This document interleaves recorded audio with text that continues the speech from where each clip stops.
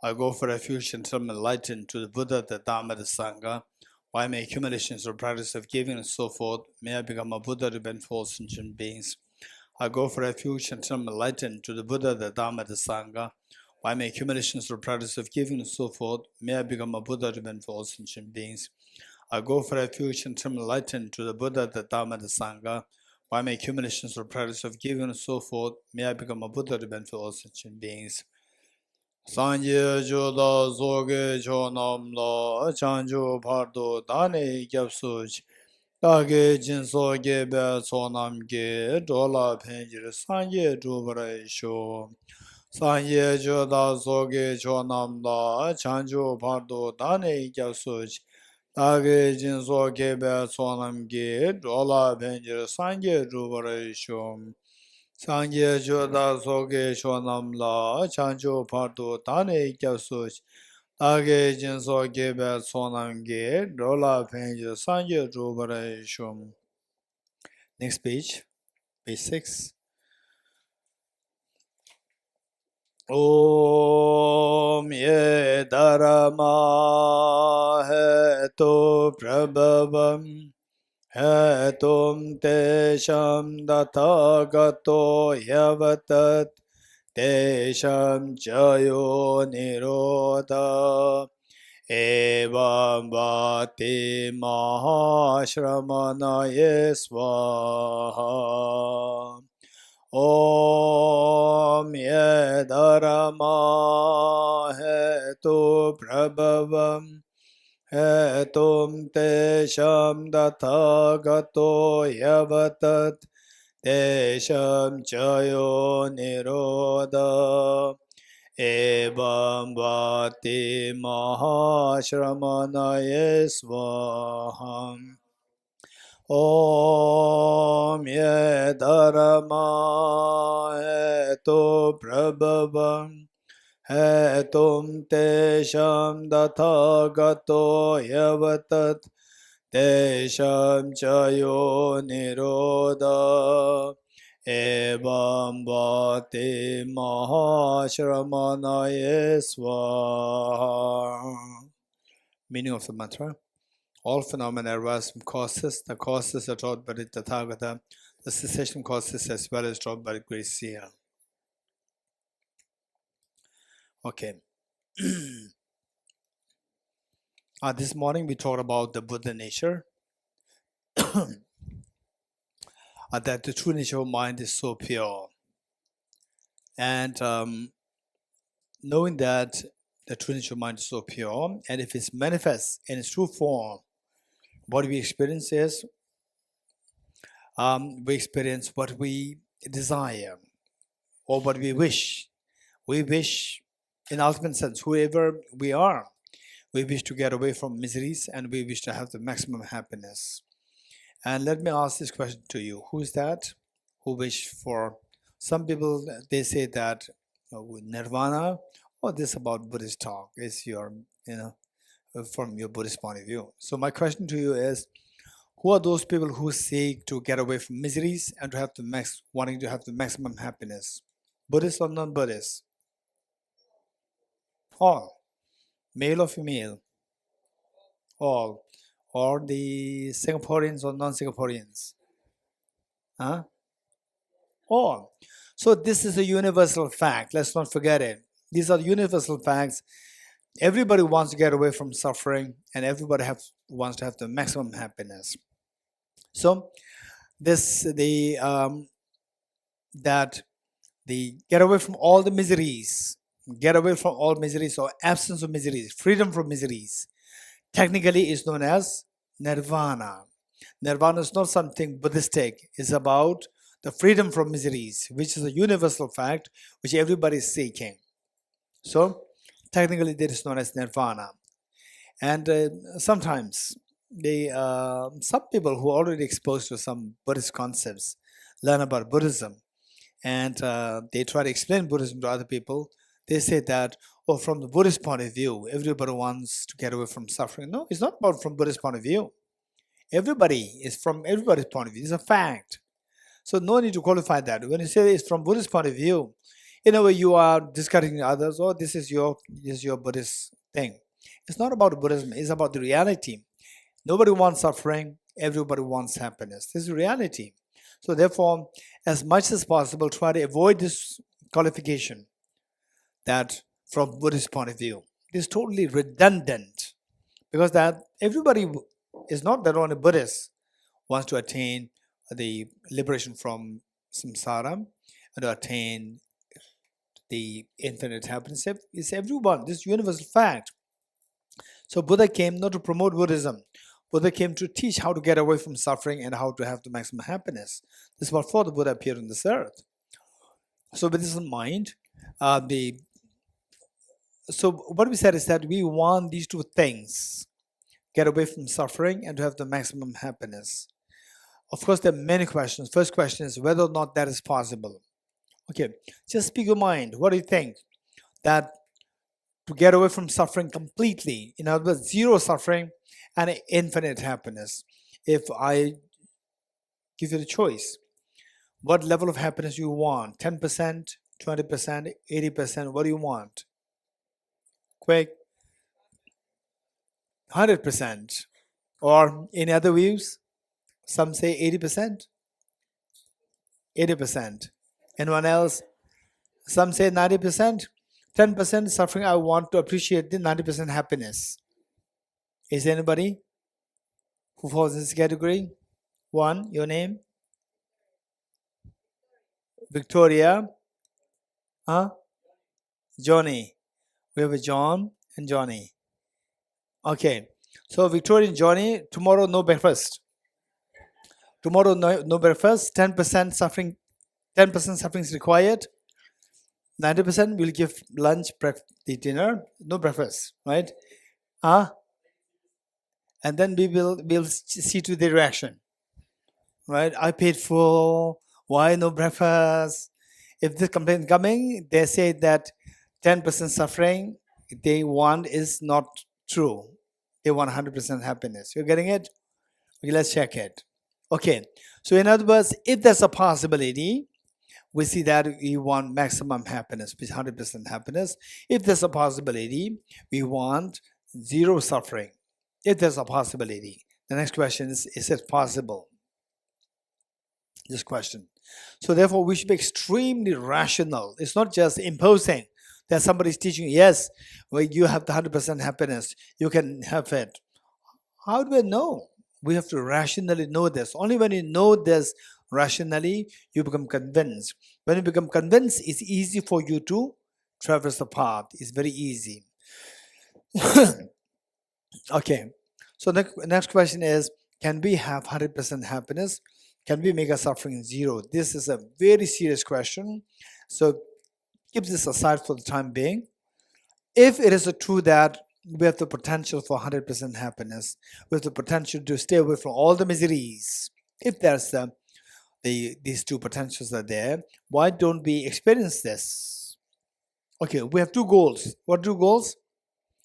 Fearlessness, no suffering, and infinite happiness. How many agree with me? Raise your hands. If you attain these two goals, then I don't want anything else. Raise hands. I don't need Buddhism also. No need.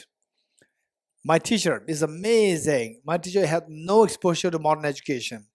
And when I was in class, I think 11, my teacher, meaning that he was a hermit. And in those days, I was in school, and some of the senior students in school, they go to get instructions from him. And for several days, I had like nightmares for several days. That was when I was in my 16, 17 years old. And then I knew that my seniors, they were going to meet this teacher who was a hermit. He passed away now. Venerable Rinpoche, Chanchula had the opportunity, very meritorious, to have actually met and received teachings from Venerable Rinpoche. Anyone else? No. Okay, so next to Chanchula, if there's Geshe, then they, okay, Chanla, you remember? Venerable Rinpoche. No. Ani, I said, you remember? Okay. I said, Oila? No. Okay, never mind. One day, because of my nightmare, and I was so fond of physics and mathematics, my senior helped me to connect to the second appointment with Gelamnu Barimbuche, who was a hermit. I went there. Then he said one thing. It's very interesting. He said, Dorji, if you have no suffering, you don't have to practice Buddhism.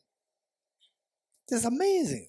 Extremely. If you don't suffer from tuberculosis, you don't need you don't need these antibiotics. If you don't have tuberculosis, they're very scientific. I'm so impressed even today.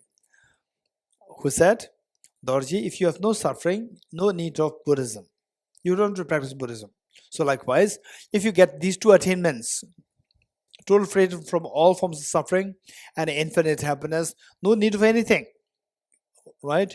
Why do we need job? To earn something. Why do we need to earn something? So that they say I will not be hungry. I don't suffer hunger, poverty, and so forth. If you're 100% happiness, no suffering, hunger is not there. All problems are solved.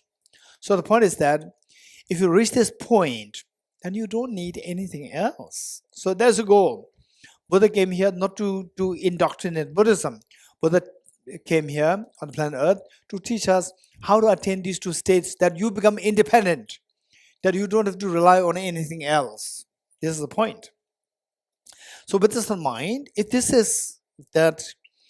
we have these two potentials, so for fearlessness and infinite happiness, fearlessness technically known as Nirvana, infinite happiness technically known as Buddhahood. Okay, and later on, if possible, when you leave this retreat place, you should be able to know how fearlessness equals to Nirvana and how infinite happiness equals to Buddhahood. You have to know that. If not in this retreat, don't worry too much. And if I see that many of you are doing NCC4. Now there's NCC also, NCC2 coming up.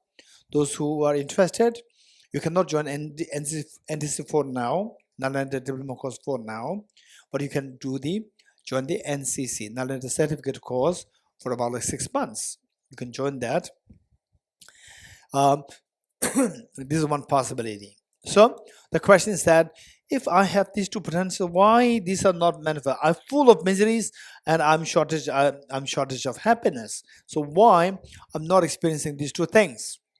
It's because that the two potentials that you have, they're obscured by the defilements. Two goals. What are two goals? Nirvana and Buddhahood. And what obstructs us from attaining two goals? Two obstructions. Afflictive obscurations and the cognitive obscurations. You getting it? And remove the two. So our job is to remove the two, right? Who was that? Rimbila, who said that our job is to cultivate the wisdom. Who said it? Rimbila? Yes. Our job is to cultivate the wisdom. So, why cultivate the wisdom? To remove these mental defilements, so the goal inside us will manifest completely. The goal inside us will manifest completely. So, what is that? What will help us to remove these mental defilements? We'll soon learn that is a wisdom of emptiness. And what's wisdom of emptiness? We'll have to study separately. Don't worry. Wisdom of emptiness. And the wisdom of emptiness is the only liberating path. Bodhicitta, renunciation, single point meditation, all these things are to take us to the wisdom of emptiness. Are to support this wisdom of emptiness, to let us grow in the wisdom of emptiness. Okay, so because of this, it says that all the teachings of the Buddha, directly or indirectly, are to point to wisdom of emptiness, take us to the wisdom of emptiness. So all teachings of the Buddha can be classified in three groups. There are so many ways of classification. One, some of the teachings of the Buddha, they will point us to the wisdom of emptiness, because that is the ultimate solution to cleanse the mind of the mental defilements. Some teachings of Buddha, they will take us to lead us to the wisdom. And some will establish us in the wisdom. You're getting it? For example, if you want to go to the main temple, right? Main temple, you ask somebody who is familiar to main temple, they will take you to the rooftop and they will point to the main temple, what tip? Main temple, you can see it from distance. That is the main temple, right? You point, that person did not take you there. That person helps you to point to. That is the main temple. You're getting it? And then, but how to go there? So that you see the help somebody else, but this is direction. You know where the main temple is. Then you go around and you see that Ajay Dinzanla, recent Dinzanla, who is familiar with the Bodhgaya before. Then Tenzila said, don't worry, I'll take you there. You're getting it? I'll take you there. I have to do a little bit of what the offer, make some offerings to some temple, and I'll take you there. So she takes you there, but she doesn't put you in the main temple. In the main temple, then somebody's there, and then take you into the main temple. You're getting it? So there are three things. One, point to the main temple. Second, takes you closer towards the main temple. Third, will make you actually sit there in the main temple. Likewise, all teachings, some of them will take you to ultimate enlightenment, will point to the ultimate enlightenment. You know why I'm saying this? All because retreat. Ultimate analysis, Jimela, John, right? Okay, so there. So what is Geshe saying? Ultimate analysis, certainly. Okay, so the point is that some of the teachings will lead us more, point to the ultimate reality or emptiness, ultimate truth, the wisdom. And some, for example, like the Buddha's teaching on, say that, impermanence. Teaching on impermanence. All composite things are impermanent. Everything is nature of suffering. All contaminated things are nature of suffering. So with these teachings, they are actually pointing us to the wisdom. How? Oh, all contaminated things are suffering nature. I don't want suffering. How to get away from suffering? If you want to get away from suffering, get away from the cause of suffering. What's the cause of suffering? Ignorance. How to get away from ignorance? Wisdom. You're getting it? This is how it points to the wisdom. Then they say the wisdom of emptiness. Again, we see that there are minimum 5 levels. 5 levels of the wisdom of emptiness. Okay, I'll quickly enumerate them. You ought to note them down. But many of you already know that. Some of you who are new to this, you can add. Let me enumerate the 5 wisdoms. Okay, we also call them the 5 levels of selflessness. 1, the selflessness of permanent, unitary, independent self. Selflessness of permanent, unitary, and independent self. Selflessness of permanent, unitary, independent self. Number 2, the selflessness of, anyone else? Selflessness of autonomous substantial reality. Autonomous substantial reality. Okay, some of you may be wondering how others, they already know this because they were doing the other courses, NMC, NDC, 1, 2, 3, and so forth. So those who are new, don't worry too much. Okay, number 2 is selflessness of autonomous substantial reality. Number 3 is selflessness of externality. Selflessness of externality or external reality. Number 3.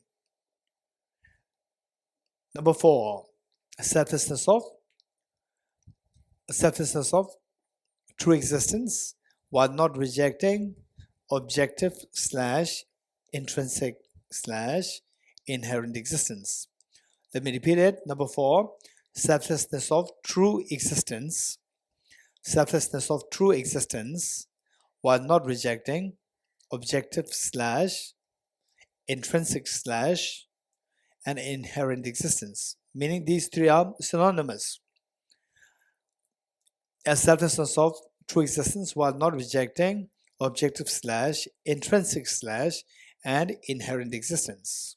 And then finally, the selflessness of objective existence. Okay, minimum there are 5 levels of the selflessness. When you talk about the wisdom to counteract all the mental defilements, that wisdom corresponds to the fifth one. And even the order, I would suggest you not to mix up the order, not to disrupt the order. The order is put in such a way that progressively, from number 1 to the number 5, it progressively becomes subtler. From number 1 through number 5, it progressively becomes subtler. This is the idea. So don't ever alter the sequence of these 5. Okay, so when you talk about the wisdom to understand wisdom to cleanse our mental defilements completely, that wisdom corresponds to the number 5. What is the number 5? Emptiness of objective existence. Good. Objective / inherent / intrinsic existence. Good. This is wisdom. But the first 4 wisdoms, they will take you there. And impermanence, wisdom of impermanence, wisdom of miseries and so forth, they will point to the ultimate wisdom, final wisdom. And the 4 wisdoms indicated here, the first 4 wisdoms, they will take you there. And the 5th wisdom will establish you there. The 5th one will establish you in the ultimate reality. Okay, good. So from this, we see that they finally, if you want to have the maximum happiness and total fearlessness, what should we be doing? Quick, someone, what should we be doing? Raise hands. If you are to remove all the mental defilements, yes. Cultivate the wisdom. Which wisdom? Now you are more professional. Gentleman over there. Wisdom of emptiness of which? There are 5 levels of emptiness.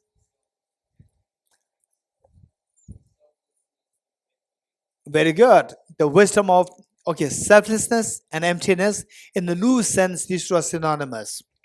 Selfless, sometimes people talk about emptiness, sometimes people talk about selflessness. In a loose sense, these 2 are synonymous. But in a technical sense, there are differences there. And I don't want to go into the technical aspect as of now, because this is just the day 1. And many people may feel a little confused. So in a loose sense, these 2 are synonymous. People talk about emptiness, people talk about selflessness, these 2 mean the same. So which wisdom to be cultivated if you want to remove all the mental defilements and the goals like Buddha energy inside to manifest it? We need to cultivate the which wisdom? Wisdom of emptiness of objective existence, or the wisdom of selflessness of objective existence. Good? Okay, so this wisdom is required. Okay, let's say that so wisdom plays a very important role. In Buddhism, in the Buddhist teachings, there's a tremendous emphasis on the wisdom. And I would say that if you go in this direction, what I would say is that some people may think that, but what's the point of this wisdom? We can just meditate. And Buddha meditated, we can meditate. But people don't inquire what the Buddha was meditating there. You getting it? Buddha was meditating on the wisdom of emptiness. How do you know this? Is again the next question. You getting it? How do you know? That some teachers, they said that Buddha was meditating something else. And you said Buddha was meditating on emptiness of objectivity. How do you know that? So for this, you have to first experience what the 5 levels of wisdom are. You have to experience them. You have to study them, reflect on them, know them. Once you know that, then you will be the judge. Finally, the Buddha's, so whatever is the different views, but what the Buddha was doing there was, Buddha was removing all the defilements. Wisdom to remove all the defilements from the mind to manifest the Buddha nature fully. Yes, no. That is undeniable, the fact accepted by all the followers of the Buddha. Next question is, from these 5 levels of the wisdom, you have to see through experientially which has the capacity to remove all the mental defilements. You're getting it? For that, okay, let's say that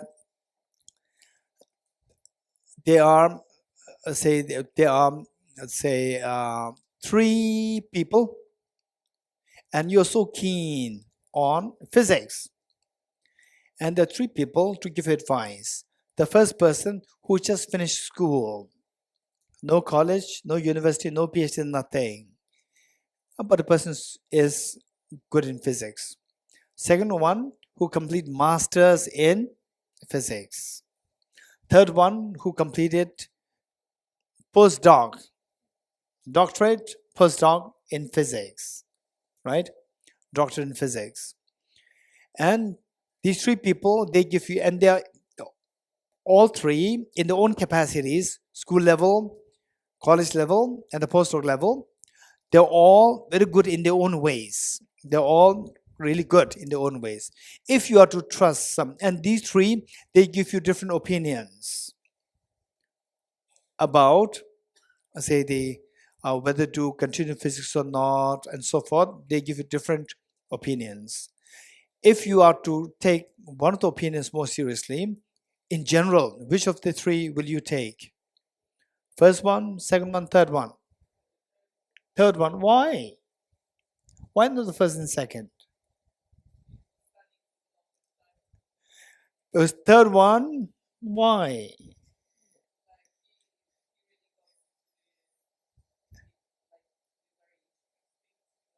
Okay, I'm glad. What's your name? Atiana.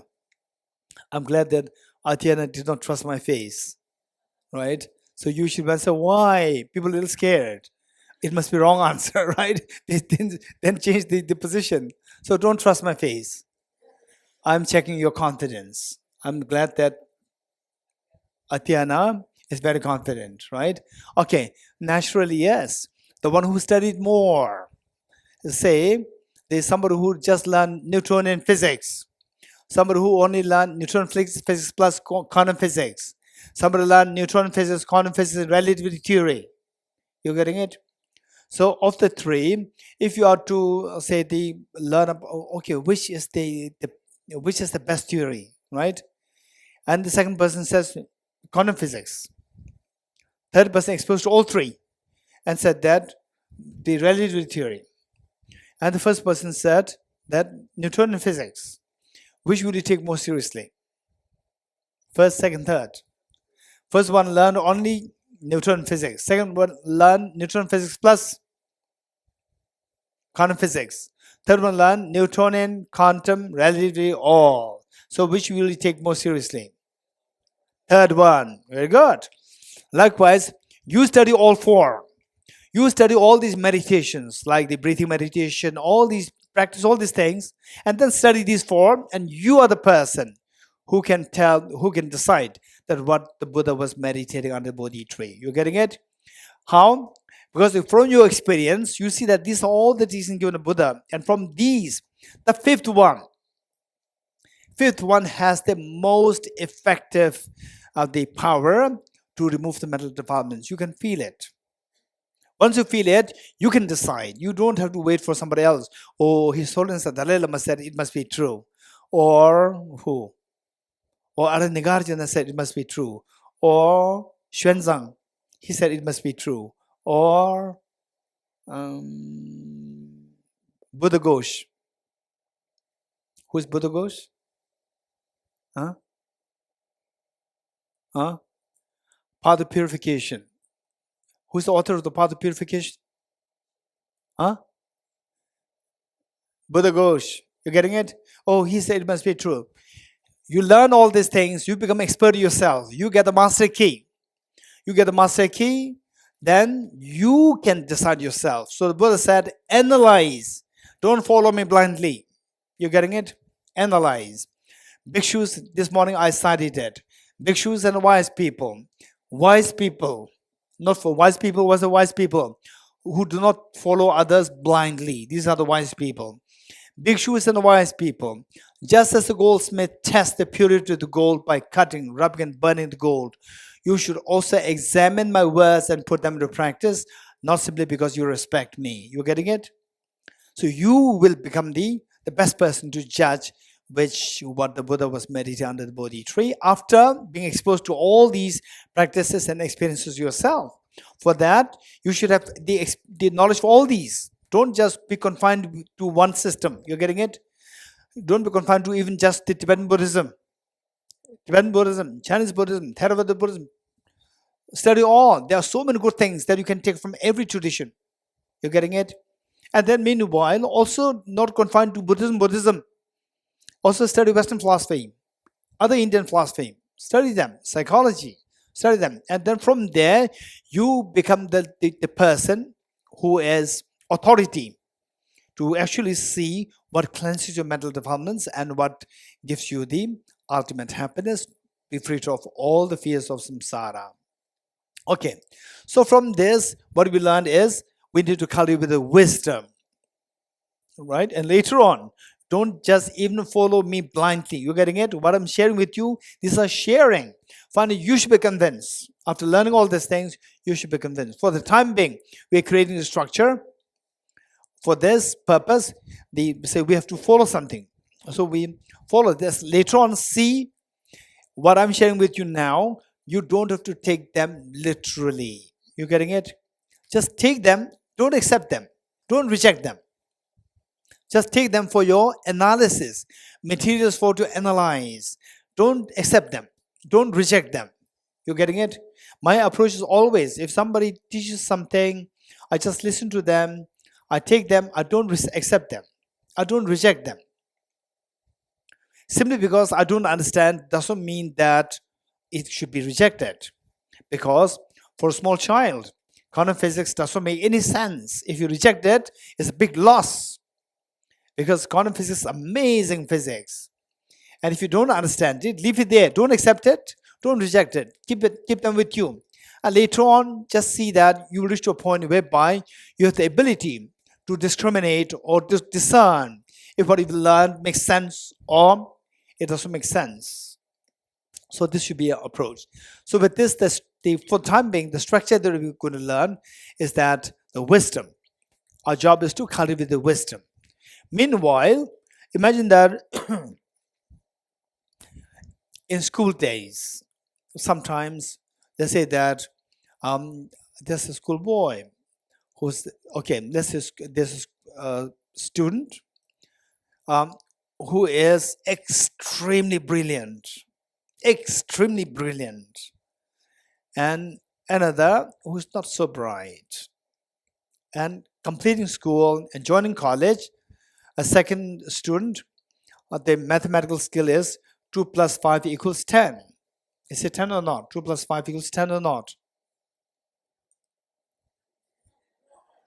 You're doubtful?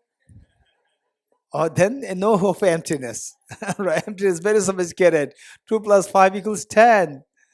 If you're not sure of this, how many of you are sure that this is wrong? Raise hands. Good. Okay, glad. 2 plus 5 equals 10. If this is your mathematical skill after completing your school and joining college, then what's the hope for you to become a Nobel laureate in physics? No hope, right? At least in this life, no hope. You can improve your intelligence this life, next life you can hope for it, but not in this life. Okay, so what we require is we require tremendous skills, tremendous intelligence. So there are two students. First student, extremely intelligent, so intelligent, gifted with intelligence. And student 2, graduating high school, still your mathematical skill is 2 plus 5 equals 10. Then say in the college, the first student who's extremely good, extremely intelligent, what he does is that he says that I want to become a Nobel laureate in physics, right? And what he does, you always find him not in laboratory, not in physics lab. You find him in pubs. In the college, it's a very dangerous place. If you don't have self-discipline, it can really ruin you in college, right? So you end up in this child, the student ends up in pubs all the time, Do you think that he or she can become a Nobel laureate in physics? No way. Okay, second child, always in book, laboratory, right? Always, but the mathematical skill is 2 plus 5 equals 10. Do you think that this student also become a Nobel laureate in physics? No. Tell me why. Why not the first one? Why not? What's wrong with the first student? That you are saying that the first one will not become a Nobel laureate in physics. Why not? Quick. Does not apply. Applying the mind. Very good. Anyone else? Quick, to save time. Yes. The person does not have the effort. Good. Does not apply it. No effort to apply it. Anyone else? Yeah. Huh? Okay, no discipline. Yes. So no discipline, always the pubs. So no effort. Good. Jamila?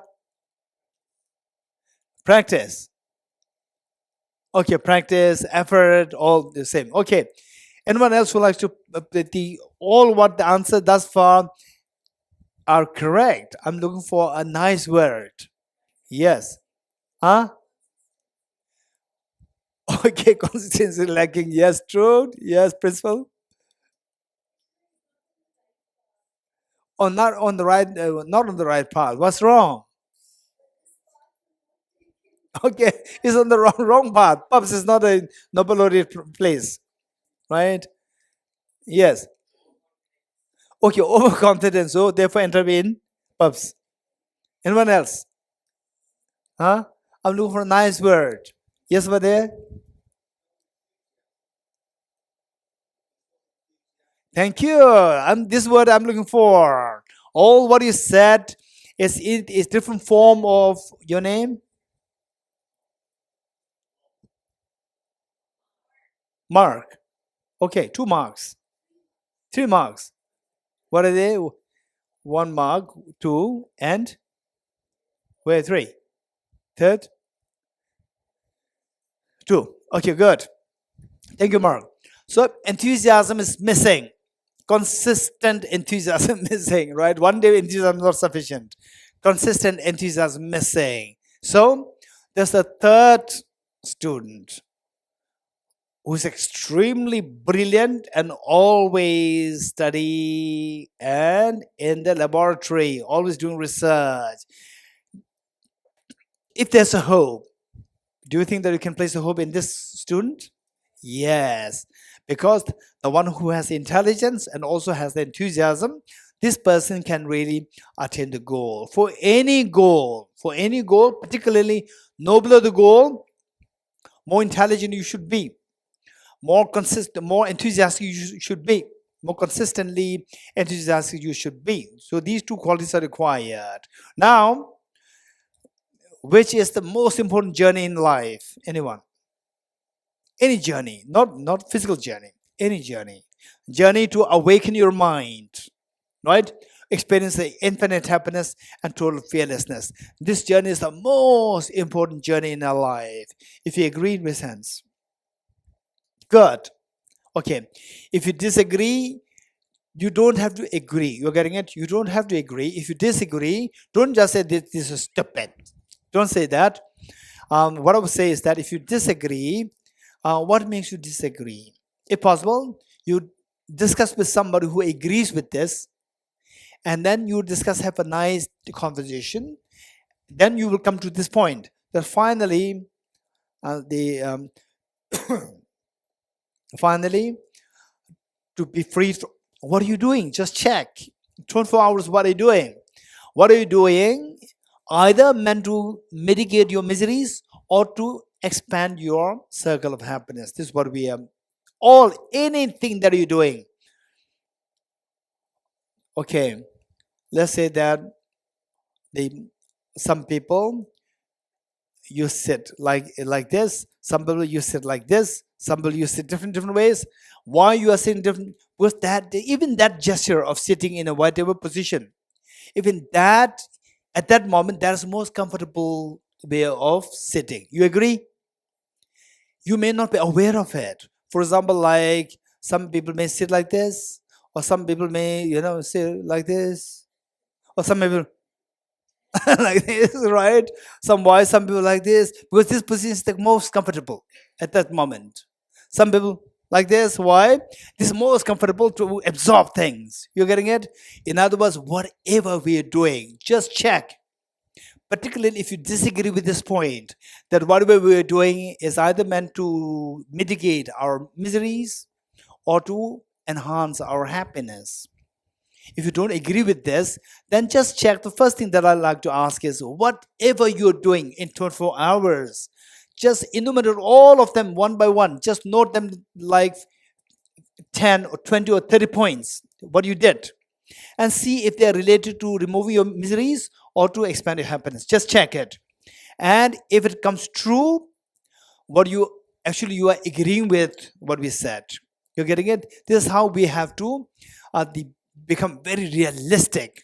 This is so important. Okay, having said this, for the time being, what we learned is this journey of remove all the mental defilements and embracing the maximum happiness.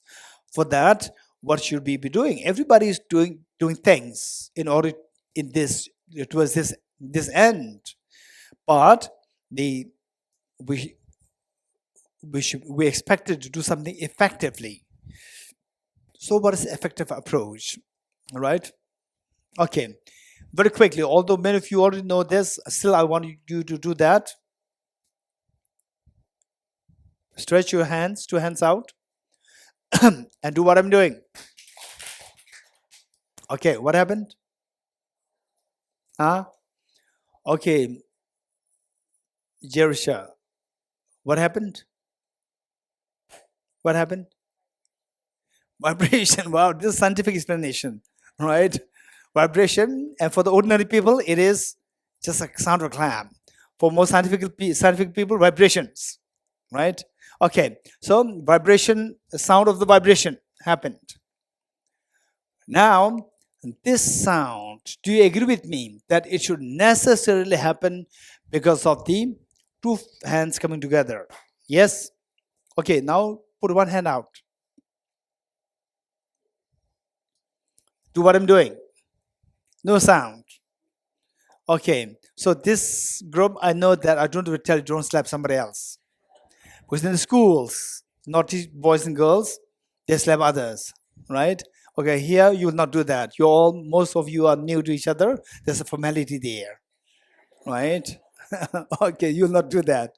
Okay, so no sound. With one hand, no sound. In other words, all our miseries are like the sound of the clap. We should necessarily come into being by the combination of two hands like factors, external factors and internal factors. You're getting it? Okay, quickly, tell me, share some of your problems in life. Quickly. Anyone? Quick. Some problems? Yes. War in my country, Ukraine. Anyone else? Quick. Yes. Phone addiction. This is a severe problem with many, not only young ones, older ones also. Phone addiction is a severe problem with so much waste of time. Another problem. Quick. Raise hands. Jamila. Illness is a problem. Okay, Jay.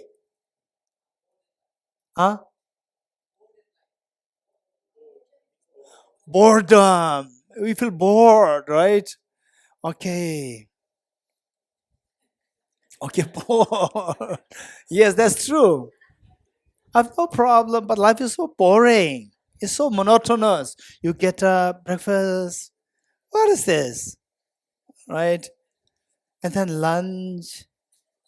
And then go to bed. Again, you have to get up tomorrow morning. But you went to school, going to school, right? Maybe just go to school. I can put on the uniform, right? I can go to school. You don't like it. It's so monotonous, very boring, right? Okay, anyone, anything else? Yes. Are you sure? We're going to be issue or getting up early? Getting up early in the morning. Getting up early in the morning is not issue. Vocabulary issue, you're young. You're getting it? You learn it. You can learn. He's good in English, Hindi, and Tibetan also. He has 3 languages. Still he's complaining. Right? I don't complain. I have only 2 languages. Still I don't complain. He has 3 languages at this age. Okay. So we see that, do you see that in all these, what we call as problems are like the sound of clap. Sound of clap should come into action through 2 factors. External factors and internal factors. Ukraine war, external, right?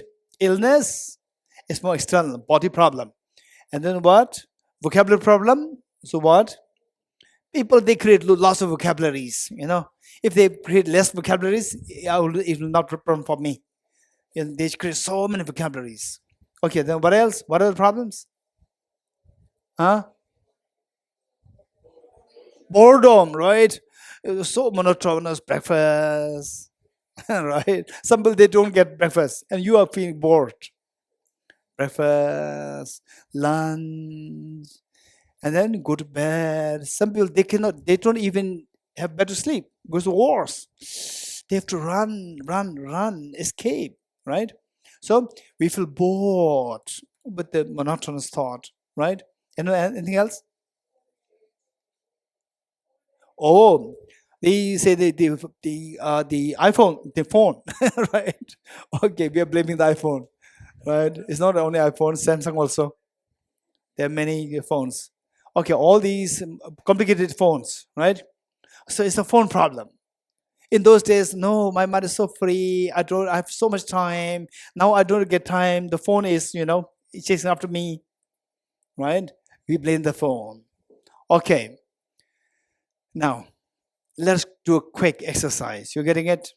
Quick exercise to see who we really are. You're getting it? Who we really are now, not your true nature. Who we really are. Ready? Okay, how many of you are good in mathematics? Raise hands. Not good in mathematics? Raise hands. Okay, who are okay to do plus minus, 2 plus numbers less than 6? At that 2 plus minus, raise hands. Who are comfortable with that? Okay, if you're not comfortable with that, then you cannot even purchase ticket and buy things from outside, right? So let's do this exercise. Let's do this exercise. I'll give you the problem one by one, and then you do the calculation mentally. And you tell me the answer only when I ask you what is the answer. Till that point, do everything mentally. You're getting it? Ready? Ready? Okay, don't say anything. Don't utter a word till I ask you what is the answer. Okay. 2 plus 1 plus 2 plus 1 minus 1 minus 1 plus 2 plus 3. What's the answer? That's amazing. Oh, wow. Okay. We'll do it again. I promise number will be less than 6. Number will be less than 6. It's only plus and minus. Right? Okay, ready? Same thing. You tell me only when I ask you what's the answer. Okay. 2 plus 2 plus 3 minus 1 plus 2 plus 3 minus 1 plus 2 plus 3 minus 1 plus 2. What's the answer? No. What's the answer? No. Okay, my question to you. Why you succeeded in giving the correct answer to the first question, why you cannot give the answer to the second question? Raise hands. Raise hands. Raise hands. Okay, the girl at the back. Second, it's very clear. I'm the same person. Raise hands, raise hands, raise hands, raise hands, raise hands, raise hands. The lady there, the lady there. Okay, I said it for so fast. Okay, your name? Suman. Suman. Okay, what Suman is saying is that I said it too fast. In the first case, I said it slow. In the second case, I said it too fast that you cannot calculate it properly. How many agree with Sumanji? Raise hands. Okay. Do you agree with me that you cannot give the answer because I said it fast and your brain works very slow? Both are responsible, but you blame me. You're getting it? This is our mindset. You're getting it? This is our mindset. External factor, internal factor, both are responsible. And if you're coming from this hand, you'll blame this hand. This hand is responsible, right? External is responsible. This is our mindset. This is our mindset. We blame the external all the time. We never think about the internal. But keep in mind that if you blame external and your miseries come to an end, that's perfect. There's nothing wrong in it. But how many such external factors are there which creates problem to you? Huh? Infinite external factors are there. For example, let's say that if you don't have breakfast, you have a problem. I just drank water. Right? I have no breakfast. If you have breakfast, you have again. There's a problem. It's very boring. You are getting it. So let's say that if you get a double room, you have a problem. I have no privacy. If you're on your own, you have a problem. I'm lonely. Right? This is our problem. This is a problem. So external factors, somewhere, number one, the external factors, they're innumerable in number. No matter what you do to remove the external factors, you cannot get rid of all the external factors. So those people who look for external factors, intending to remove your miseries, these are unwise people because there is the practicality is missing. Those people who look for external factors to get into external factors, expecting to remove all your miseries, these are unwise people. Now, by default, what's the meaning of wise person? Wise person are those people who look for the internal factors, to remove the internal factors, to remove your miseries. These are the wise people. What is your next question? So whenever somebody says something, don't just be a yes minister, right? You need to have questions. What questions can potentially come? When I said that the wise people say the thing of identifying external factors, removing external factors is impossible to get into external factors completely. Therefore, we cannot have the suffering zero simply by this approach of eradicating external factors. So the wiser approach is to remove the internal factors of the two, remove the internal factors, external factors are there, but no sound. Sound of the misery stops. The purpose is to stop the miseries, sound of the miseries. So when two of the two factors, one is pulled down completely, then the sound stops. Whereas external factors, you want to pull it down, you cannot. There's innumerable number, and even what we call as conducive factors, even they become non-conducive factors. Okay. For example, like some people, I'm sure some of you have this experience. Say some people, those who do not have the mates, helpers, they envy those people who have helpers. Oh, look, they have 2 helpers, 3 helpers, 4 helpers. I don't have even a single helper. I have to do everything myself. And those who do have the helpers, they envy those people who do not have helpers. You know why? Oh, because the helpers, I don't trust this helper. What's happening? I'm not too sure. Why I'm saying this is not because that I have helpers or no helpers. This is not the issue. I've been meeting with people who complain, who says that I have no helper. Geshe, I cannot come for this class because I have no helper. I have to do everything myself. And some people, they have a problem. I have a helper, therefore I cannot come. You know why? Because I cannot trust a helper. I should be there all the time. You get it? So this is a problem. You have helper, there's a problem. No helper, there's a problem. Right? No house, there's a problem. Your house, there's a problem. You're getting it? Okay. So with this, the wise person are those people who look for the internal factors, think of getting rid of the internal factors. That is the wise person. What's your next question? Yes, Manish. Yes. Okay, how to identify what are the internal factors, or how to identify the internal factors? Number one, once you identify them, how to get rid of them? You're getting it? How to get rid of them? These are two questions. Thank you, Manish. Okay, these are two questions. So this analysis, these studies will really help us. Otherwise, Buddhism, something very esoteric, right? Rituals, esoteric. And then we think, wow, I get blessings. Real blessing is the cognitive transformation. Cognitive transformation where you become so self-confident. You getting it? Okay. It may be like what's the English word? Dedicatory? Dedicatory? Self-deprecation? Say, Second World War. During the Second World War, First World War, in First World War, Second World War, say, Tibetans, we had the feeling that no external factors can affect us. We have the Dharma protectors. Tibet is protected by the Dharma protectors. First World War and Second World War. You're getting it? Nothing can affect us. Don't worry. That we have the Dharma protectors. Right? And then me as a little boy, as a young boy, I used to be confused. Then why we lost our country? Why we have to live as a refugee? Why? We have the Dhamma protectors? What happened to them? This was a serious question. So therefore, if you really just go by blind faith, this is the danger. You getting it? We have the Dhamma protectors. We are not at all prepared. Tibet was not at all prepared as a nation, not at all prepared for self-defense. No preparation. No preparation.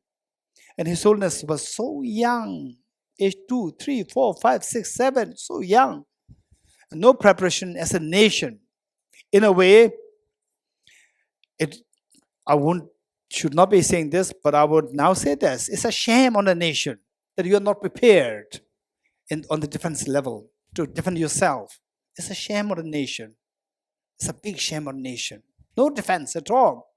Then recently, say when I see the world wars, First World War, Second World War, other countries, they already have the aeroplanes, fighting aeroplanes. Tibet, forget about fighting aeroplanes. They don't even have a bicycle. This is a big shame as a nation. No self-defense, saying that we have Dhamma protectors. This is actually what's happening even today. Following Tibetan Buddhism, thinking that, we have blessings, blessings, blessings. This is where we are going wrong. His Holiness the Dalai Lama, many years ago, here in Bihar, look at how practical His Holiness the Dalai Lama is, unlike the past ancestors. Once His Holiness was here, and at the invitation of the Bihar Chief Minister, and for a big meeting, big program. And Bihar Chief Minister, during his talk, most of you must have heard it. During his talk, he said, with the blessings of the Buddha, the Bihar state should thrive. And after this, it was His Holiness the Dalai Lama, who is extremely practical and realistic. What he said is that if it is just the blessings of the Buddha, why Bihar state suffered all the many years, suffered from poverty? Buddha's blessing was there since 2,500 years ago. Why the Bihar remained so poor all these years? Buddha's blessings will work through the hands of the Chief Minister. This is what His Holiness said. In other words, His Holiness is encouraging we should be practical. Don't say blessing, blessing. We should be practical. Likewise, the real dharma. Don't just be taken away, carried away by the rituals of Buddhism, Tibetan Buddhism, rituals, flute, then the drums and so forth. Don't be fascinated by these things. The real dharma is what the Buddha was doing there under the Bodhi tree. He was not playing the musical flute. He was not banging the drums. He was meditating on the wisdom of emptiness. Don't forget it. You're getting it? This purely through cognitive transformation. So real dharma is the cognitive transformation.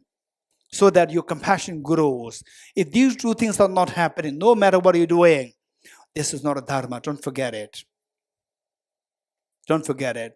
People are easily swayed by the rituals and so forth. It's very sad. Very sad. Not knowing what's the real dharma and blindly following others. This is extremely sad. Okay.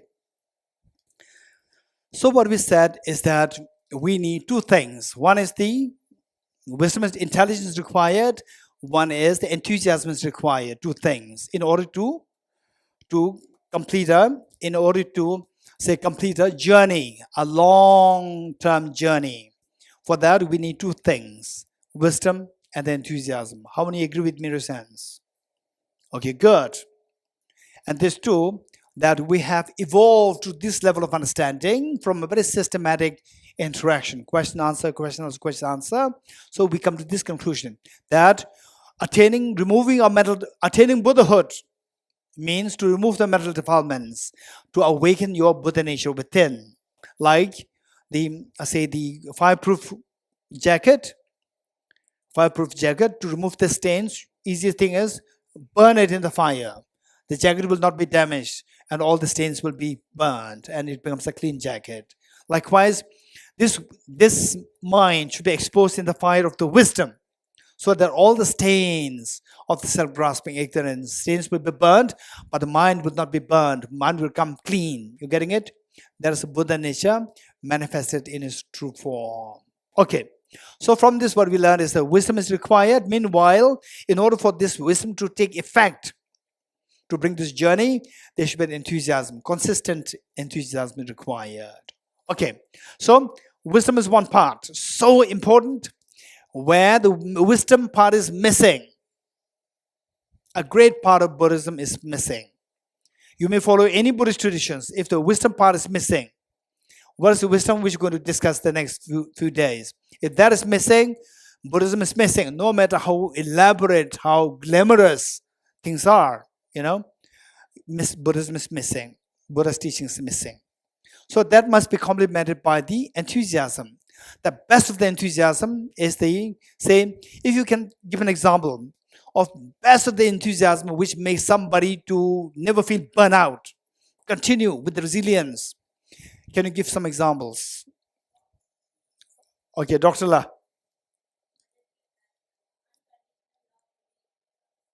The mother's unconditional love, that makes the mother become so enthusiastic, never feel burnout. Any other examples? Yes. His Holiness says compassion, love. That's amazing. Anyone else? Yes. Bodhicitta motivation. You already attended Bodhicitta retreat before? Okay, I'm joking. Okay, Bodhicitta. Yes, this is what we are touching. Okay. So from this we see that, as the doctor and the Minodaji said, that is the unconditional love which we can see in real life. Bodhicitta we may not see, but in real life we see this unconditional love in the mothers who never give up on their children, particularly the little children, years and years of upbringing. It requires tremendous enthusiasm, and that enthusiasm is given by the love and affection. So with the love and affection, the most powerful one is known as Bodhicitta, right? And how come that you jumped to Bodhicitta directly, right? So you said that the most intense love and affection, the most meaningful love and affection is Bodhicitta. How? Again, you have to ask these questions. How? Okay, so as a structure, creating the skeleton of our main teaching for this 1 week, say the one is wisdom, number 2 is the enthusiasm, the best of which is Bodhicitta for the time being, and how this to be studied. Bodhicitta. Bodhicitta is defined as the altruistic intention, altruistic aspiration to become Buddha for the benefit of all sentient beings. Let me repeat it. What is Bodhicitta?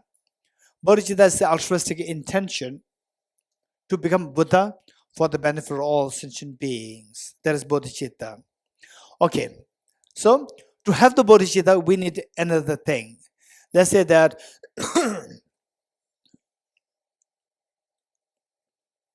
Okay.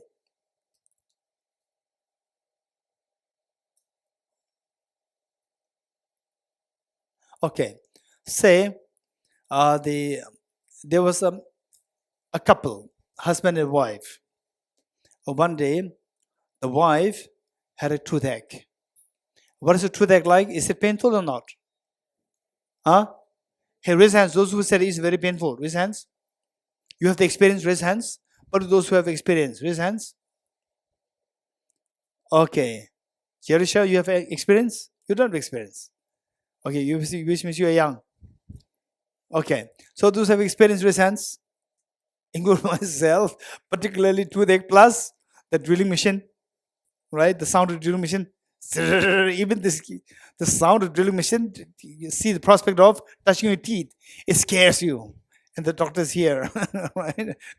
Okay, Dr. Ringsile. Okay, raise hand. Okay, don't be scared of doctor, right? Okay, so there, husband and wife, the wife had a toothache, and the wife was crying in pain. And the husband, hey, what are you crying? And the wife said that I have a toothache. What is toothache? Tooth is just a piece of bone. The bone does not have any pain. You getting it? Okay. The husband could not empathize with the wife. Why not? Hey, why not? Wait, the best is ask the doctor. Why this husband could not empathize with the wife? Why? Because he could not understand what's the pain of what is toothache like. You're getting it? Like Jerisha, right? You have no experience of toothache. Okay. So your mom, when she has toothache, you can empathize, not empathize. She can empathize. Okay. So this gentleman did not have the experience.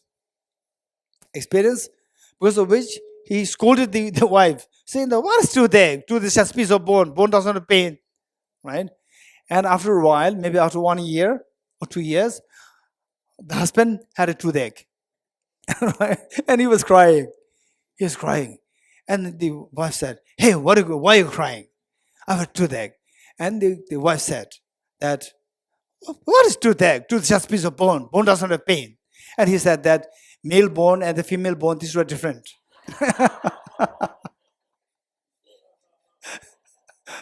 Okay, so the point is that unless you have the pain yourself, you cannot truly empathize with others' pain. You getting it?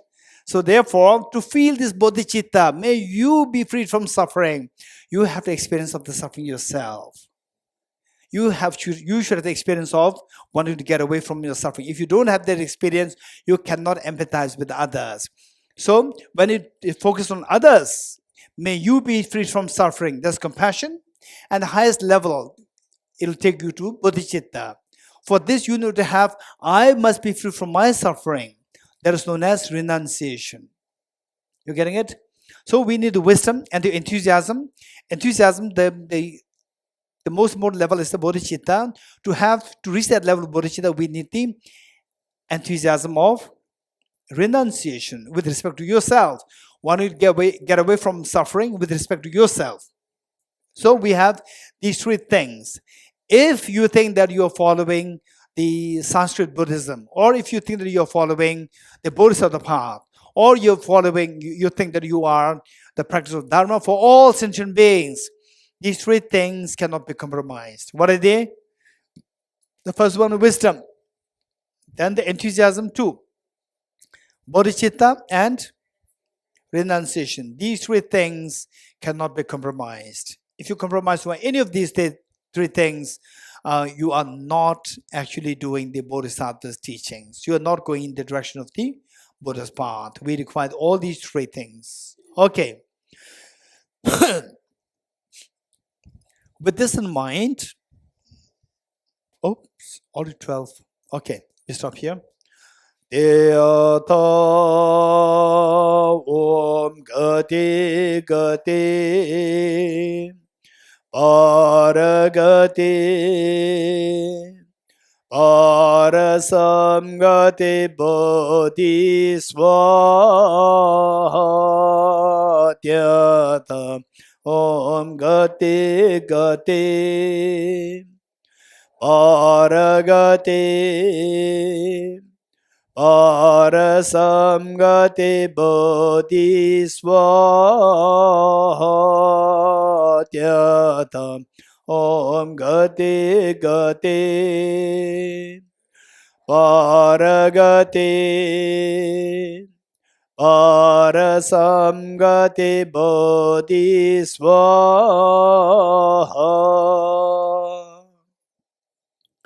Okay, you may feel, some of you may feel that I am say what I'm talking is little not too technical. Actually, they are very technical. I'm trying to make it very easy, and some of you may feel that it's going too fast, right? Too many materials have been covered within a short span of time. Yes, it's true, but what I would say is that group discussions will make the whole difference. Group discussions, particularly the moderators, I request you to make sure that whatever is being discussed taught in the class, you discuss these first before you jump into different questions. You make sure that all these points are covered, and particularly in your group, I would highly request some of you to make sure that you keep good notes of what we're discussing. You're getting it? And then go through the notes and make sure that everybody get the overview of what we discussed, what we did in the class. Once that is done, then you go into the question answers. Good. 2 prostrations.